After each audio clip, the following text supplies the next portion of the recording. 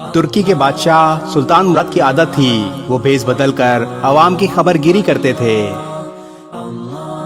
بادشاہ نے ایک رات اپنے سیکیورٹی انچارج کو کہا چلو کچھ وقت لوگوں میں گزارتے ہیں۔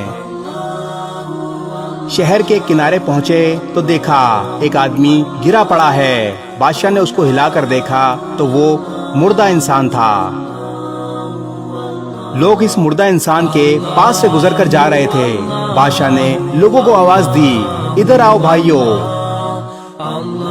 لوگ بڑی تعداد میں جمع ہو گئے لیکن بادشاہ کو پہچان نہ سکے۔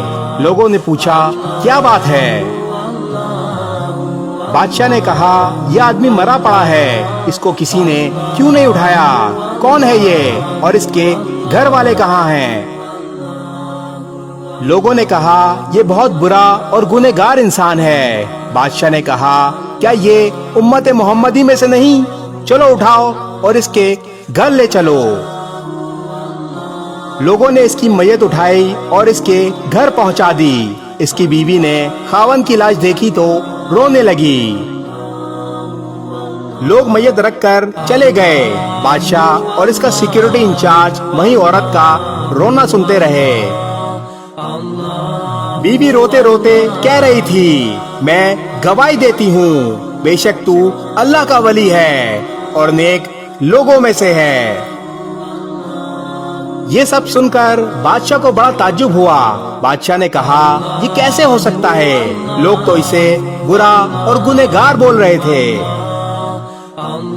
اس شخص کی میت کو ہاتھ لگانے کے لیے تیار نہ تھے اور تم اسے اللہ کا ولی اور نیک بول رہی ہو۔ اس کی بیوی نے کہا مجھے بھی لوگوں سے یہی توقع تھی۔ اصل حقیقت یہ ہے کہ میرا خاوند ہر روز شراب کھانے جاتا تھا، جتنی ہو سکے شراب خریدتا اور گھر لا کر گھڑے میں بہا دیتا اور کہتا چلو کچھ تو گناہوں کا بوجھ مسلمانوں سے ہلکا ہوا۔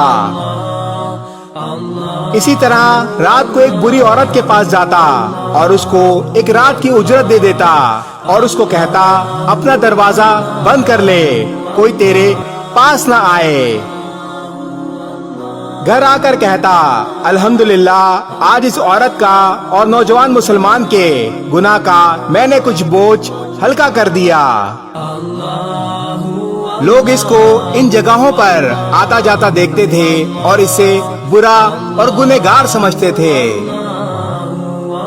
میں اسے کہتی تھی کہ یاد رکھ جس دن تو مر گیا لوگوں نے تجھے غسل دینا ہے، نہ تیری نماز پڑھنی ہے اور نہ تجھے دفنانا ہے۔ وہ مسکرا دیتا اور مجھ سے کہتا کہ گھبرا مت، تو دیکھے گی کہ میرا جنازہ وقت کا بادشاہ علماء اور اولیاء پڑھیں گے۔ یہ سن کر بادشاہ رو پڑا اور کہنے لگا میں بادشاہ مراد ہوں، کل ہم اس کو غسل دیں گے، اس کی نماز جنازہ پڑھائیں گے اور اس کی تدفین بھی ہم کریں گے۔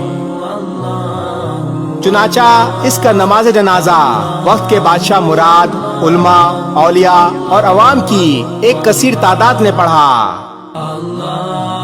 آج ہم بظاہر کچھ دیکھ کر یا محض دوسروں سے سن کر اہم فیصلے کر بیٹھتے ہیں۔ اگر ہم دوسروں کے دلوں کا بھید جان لیں تو ہماری زبانیں گونگی ہو جائیں۔